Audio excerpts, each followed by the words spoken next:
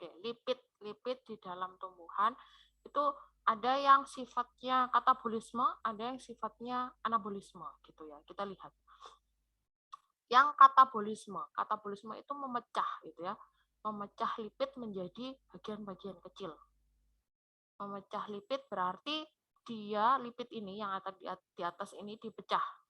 Lipid itu ada dua bentuk, ada gliserol, ada fatty acid ya. Nah, ini dipecah menjadi dua bentuk yang nantinya juga akan kembali menjadi asetil-CoA. Jadi sehingga lipid ini juga sebagai cadangan makanan ketika sumber karbohidratnya itu tidak ada gitu. Tapi apakah mungkin, Bu, tumbuhan itu tidak tersedia makanan? Artinya kan dia selalu melakukan fotosintesis gitu ya. Mungkin saja. Kalau dia misalnya terserang hama, kemudian daunnya tidak memenuhi untuk melakukan fotosintesis atau mengalami kecoklatan dalam satu tumbuhan gitu ya, masih ada, tapi tidak mencukupi kalau misalnya dia memenuhi ATP seluruh badan tubuhnya gitu. Misalnya pohonnya besar gitu, tapi dua per tiga dari daunnya sudah rusak karena dimakan hama. Nah, seperti itu. Sehingga kan dia harus membongkar lemak-lemak yang mungkin ada di dalam batang, ya kan? Ada di dalam batang, ada di dalam buah gitu ya, dibongkar untuk bisa dijadikan asetil-CoA kembali atau dalam bentuk gliseraldehid 3-fosfat. Nah, gliseraldehid 3-fosfat ini adalah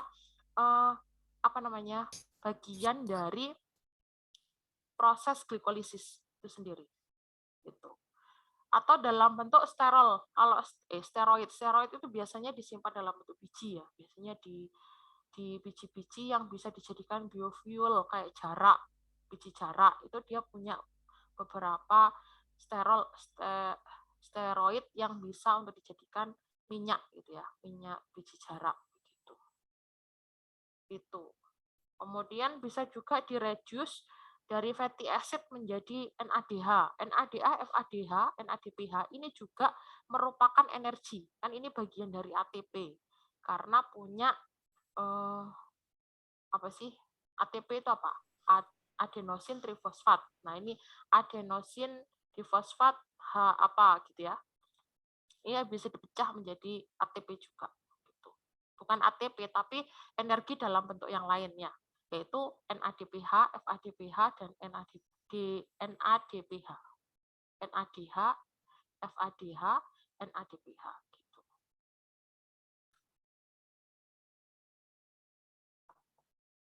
Ini bentuknya biosintesis lemak itu dari pirofat, mitokondria, ada asetat, asetil-CoA, menolil, asetil-CoA. Jadi banyak jalurnya.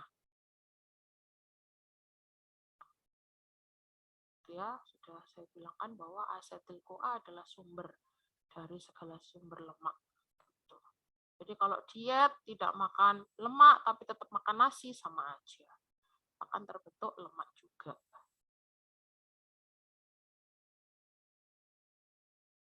Metabolisme lipid ini degradasi lipid, oksidasi asam lemak, pencernaan, penyerapan, transport lemak, beta oksidasi asam lemak. Ini biosintesisnya ada asam lemak, triasilgliserol, fosfolipid dan kolesterol steroid. Gitu. Biosintesisnya ternyata ada banyak jalur untuk mendapatkan lemak itu sendiri. Jadi kalau misalnya nggak makan minyak pun masih tercukupi lemak-lemak dari tumbuh-tumbuhan gitu ya. Nah ini pencernaan, penyerapan dan transport lemak. Penggunaan lemak sebagai sumber energi erat hubungannya dengan metabolisme lipoprotein dan kolesterol. Pada mamalia ini nggak usah dibaca, nah baca tumbuhan ini ada pada biji untuk perkembangan embrio. Ternyata lemak itu juga untuk perkembangan embrio juga. Jadi kepentingannya lemak ada di biji ini pada perkembangan embrio. Ini lemak pada tubuh manusia. Nah, ini beta oksidasi terdiri dari 4 proses utama. Jadi ada jalur beta oksidasi lemak ya. Ada dihidrogenase, hidrasi, dihidrogenase lagi, kemudian teolisis. Teolisis ini memecah dari lemak itu tadi. Ini secara tidak mudahnya. Jadi ini adalah fatty acid asetil-CoA, kemudian membutuhkan FAD dan menghasilkan FADH2, membentuk trans alpha enoyl asetil-CoA gitu. Tidak mudah ya, nggak usah dihafalin. Nah ini pendegradasi, hidratasi. Kalau hidratasi berarti ada air. Oh ya ini di sini.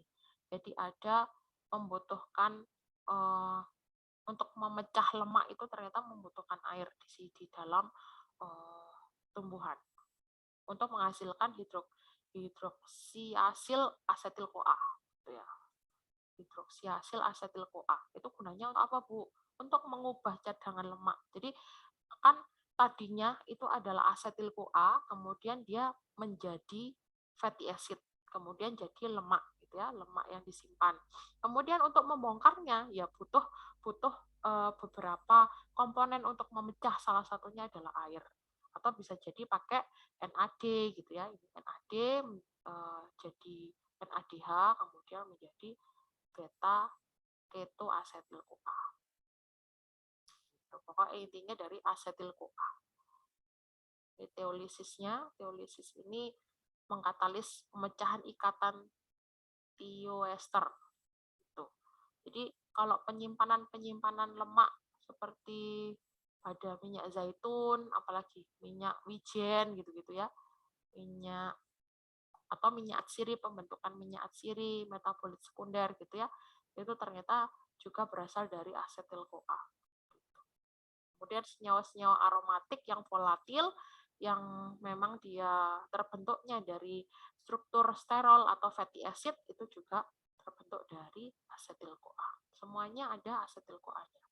Jadi asetil-CoA ini nanti kembali jadi asetil-CoA lagi gitu. Gitu. Itu ya. Di tumbuhan. Singkatnya begitu. Panjangnya ini panjang banget. Sampai 28 slide. Ini oksidasi asam lemak, ATP molnya, nggak perlu dihafal juga. Nah, senyawa keton. Senyawa keton ini kalau pada tumbuhan itu senyawa-senyawa aromatik yang punya bau-bauan seperti apa namanya? Misalnya kalau kalian bau yang khas itu apa? Jeruk gitu ya, atau melati atau apalagi yang khas gitu, yang baunya kenanga atau apa ya, yang punya keton, aseton, gugus keton yang punya bau-bauan. Nah, itu asetil-CoA-nya hasil dari beta oksidasi selain masuk ke siklus Krebs, dia dapat juga membentuk badan keton. Nah, ini adalah salah satu jalur metabolisme sekunder untuk pembentukan minyak atsiri, kemudian minyak-minyak yang wangi-wangian untuk bahan dasar parfum dan lain sebagainya. Gitu. Sintesis keton ini kalau di manusia ada di hati, tapi kita kalau di tumbuhan karena nggak punya sistem itu, ini sudah sintesis lemak pada manusia. Oke, dari sini ada yang ditanyakan karena lemak ini di mana namanya